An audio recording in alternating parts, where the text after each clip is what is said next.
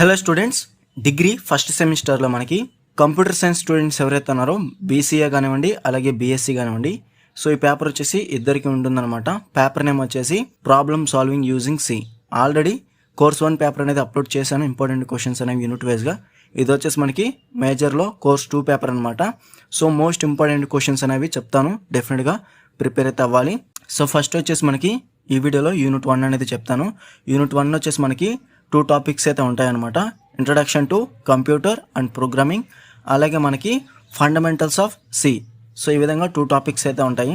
So first వచ్చేసి మనకి first టాపిక్లో unit 1 introduction to computer and ప్రోగ్రామింగ్లో లాంగ్ ఆన్సర్ క్వశ్చన్స్ అనేవి ఓవరాల్గా 12 అయితే ఉన్నాయి. నేను హైలైట్ చేసిన క్వశ్చన్స్ అనేవి డెఫినెట్గా ప్రిపేర్ అవ్వాలి. సో ఫస్ట్ వచ్చేసి లాంగ్ ఆన్సర్ క్వశ్చన్స్లో first question, right notes on the characteristics and limitations of computer. And second question very most important question అనమాట. ఇది gun shot question. Second question అనేది draw the block diagram of a computer and explain each block of the computer. Definite question అనమాట. దాని తర్వాత most important question third question, explain the components of a computer. అలాగే మనకి most important question fifth question అనమాట, explain about programming language translators or explain about compiler, interpreter, assembler and linker. So మనకి fifth question అనేది 2 types కింద అడుగుతారనమాట.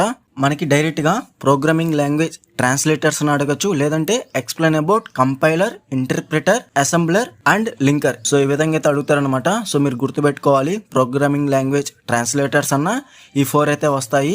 ఓకేనా, డైరెక్ట్గా ఇచ్చినా కానీ మీరు డైరెక్ట్గా అటెంప్ట్ అయితే చేయగలుగుతారు. అలాగే నెక్స్ట్ వచ్చేసి 6th question, explain about computer language. అలాగే నెక్స్ట్ వచ్చేసి 7th question, most important question, explain about key features of an algorithms or explain sequence, repetition and decision statements. Also give the keywords used in each type of statement. So ఈ విధంగా మనకి questions అనేవి అడుగుతారనమాట. So డైరెక్ట్గా key ఫీచర్సే అడుగుతారు maximum, లేదంటే మనకి కొంచెం మీరు జాగ్రత్తగా ప్రిపేర్ అయితే explain, sequence, repetition and decision statements అన్న డైరెక్ట్గా మీరు ఆన్సర్ అయితే చేయగలుగుతారనమాట. ఓకేనా. అలాగే నెక్స్ట్ వచ్చేసి మనకి ఎక్స్ప్లెయిన్ అబౌట్ ఫ్లో చార్ట్స్. ఇది మనకి 8th క్వశ్చన్ అనమాట. మీరు కనుక ప్రిపేర్ అవ్వాలనుకుంటే 9th క్వశ్చన్ కూడా మనకి ఇంపార్టెంటే, explain various phases in software development process or explain the technique of designing and implement of correct, efficient and maintainable programs. ఓకేనా, కన్ఫర్మ్గా ప్రిపేర్ అవ్వడానికి ట్రై చేయండి. అలాగే నెక్స్ట్ వచ్చేసి most important questions 11th question అనేది క్లియర్గా చూసుకోవచ్చు. What are the different types of computer applications? How does computer play an important role in these applications? Explain. ఇంకో విధంగా కూడా అడిగే ఛాన్స్ అయితే ఉంటుంది. సో క్లియర్గా చూసుకోవచ్చు. Or question, what are the uses of computers? Explain. So డైరెక్ట్గా ఈ విధంగా అడుగుతారనమాట. అలాగే నెక్స్ట్ వచ్చేసి 12th question, most important question, explain about various generations of programming languages. So ఈ విధంగా ఇంపార్టెంట్ క్వశ్చన్స్ అనేవి మీరు కన్ఫర్మ్గా ప్రిపేర్ అవ్వాలి. సో ఈ క్వశ్చన్స్ అన్నిటికి కూడా ఆన్సర్స్తో మన దగ్గర PDF అనేది అవైలబుల్గా ఉంది. కావాల్సిన వారు డిస్క్రిప్షన్లో టెలిగ్రామ్ ఐడి అయితే ఇచ్చాను, అక్కడ నుంచి మీరు డైరెక్ట్గా కాంటాక్ట్ చేసి ఫుల్ PDF మెటీరియల్ అనేది ఈజీగా అయితే బై అయితే చేసుకోవచ్చు. లో కాస్ట్లో అయితే మీకు సెండ్ అయితే చేస్తాను. అలాగే నెక్స్ట్ వచ్చేసి మనకి యూనిట్ 1లోనే ఫస్ట్ టాపిక్లోనే షార్ట్ ఆన్సర్ క్వశ్చన్స్ అనేవి క్లియర్గా చూసుకోవచ్చు. షార్ట్ ఆన్సర్ క్వశ్చన్స్లో మనకి మోస్ట్ ఇంపార్టెంట్ క్వశ్చన్స్ అనేవి, second question, differentiate between data and information. చాలా అంటే చాలా ఇంపార్టెంట్ అనమాట. అలాగే నెక్స్ట్ వచ్చేసి third question, what is computer hardware? అలాగే వాట్ ఈజ్ కంప్యూటర్ సాఫ్ట్వేర్? అలాగే 5th question, what are the differences between compiler and interpreter? అలాగే మనకి 6th question, what are the differences between an assembler and interpreter? అలాగే 7th question, define an algorithm, how is it useful in the context of software development? అలాగే 9th question, differentiate between algorithm and flow chart. So ఇవి మనకి most important questions అనమాట. మీకు కనుక time ఉంటే remaining questions కూడా చూసుకోండి. ఈ క్వశ్చన్స్ అన్నిటికి కూడా ఆన్సర్స్తో PDFలో అయితే ఇంక్లూడ్ అయి ఉంటాయి. సో మనకి యూనిట్ 1 ఫస్ట్ టాపిక్లోనే లాంగ్ ఆన్సర్ క్వశ్చన్ ఒక క్వశ్చన్ కన్ఫర్మ్గా తెస్తారు. అలాగే షార్ట్ ఆన్సర్ క్వశ్చన్ కూడా కన్ఫర్మ్గా ఒక క్వశ్చన్ అయితే ఇస్తారనమాట. ఓకేనా. అలాగే నెక్స్ట్ వచ్చేసి యూనిట్ 1లోనే సెకండ్ టాపిక్ ఫండమెంటల్స్ ఆఫ్ సిలో మనకి లాంగ్ ఆన్సర్ క్వశ్చన్స్ అనేవి ఓవరాల్గా 16 అయితే ఉన్నాయి. మీరు కనుక ప్రిపేర్ అవ్వాలనుకుంటే డెఫినెట్గా మీరు ప్రాక్టీస్ చేస్తేనే మీకు డెఫినెట్గా ఈజీగా అయితే ఉంటుందన్నమాట. యూనిట్ 1లోనే second topic fundamentals of C అనేది. ఓకేనా. సో ఫస్ట్ మనకి థియరిటికల్గా స్టార్టింగ్ 3 క్వశ్చన్స్ చూసారు కదా. Write about history of C language. అలాగే second question, explain the features of C language. అలాగే third question, explain about basic structure of a C language. So ఈ 3 questions కన్ఫర్మ్గా prepare అవ్వండి. థియరిటికల్గా అడిగితే ఈ 3 క్వశ్చన్స్లోంచి ఒక లాంగ్ ఆన్సర్ క్వశ్చన్ కన్ఫర్మ్గా తెస్తారనమాట. ఓకేనా.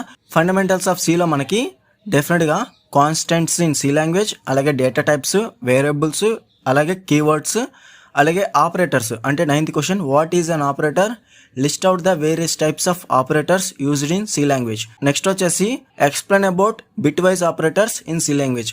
సో మనకి సి లాంగ్వేజ్లో ఆపరేటర్స్ కాన్సెప్ట్ కూడా చాలా అంటే చాలా ఇంపార్టెంట్. సో కన్ఫర్మ్గా ప్రిపేర్ అవ్వాలి. అలాగే constants, data types, variables, keywords మీరు ప్రాక్టీస్ చేసే కొద్దీ ఇవన్నీ కూడా మీకు ఈజీగా అయితే అర్థమవుతుంది అనమాట.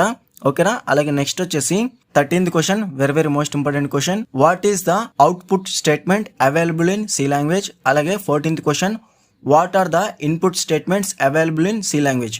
అలాగే నెక్స్ట్ వచ్చేసి very most important question, gun shot question. 16th question అనేది క్లియర్ గా చూసుకోవచ్చు. Write about type conversion and type casting. So confirm questions అనమాట ఇవన్నీ కూడా. సో చాలా అంటే చాలా ఇంపార్టెంట్. ఏవైతే నేను హైలైట్ చేశానో కన్ఫర్మ్గా ప్రిపేర్ అవ్వండి.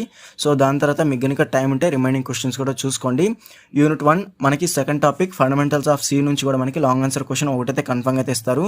అలాగే షార్ట్ ఆన్సర్ క్వశ్చన్స్ కూడా క్లియర్గా చూసుకోవచ్చు. ఓవరాల్గా 10 అయితే ఉన్నాయి. నేను హైలైట్ చేసిన క్వశ్చన్స్ అనేవి క్లియర్గా చూసుకోవచ్చు. ఫస్ట్ వచ్చేసి మనకి what are the uses of C language.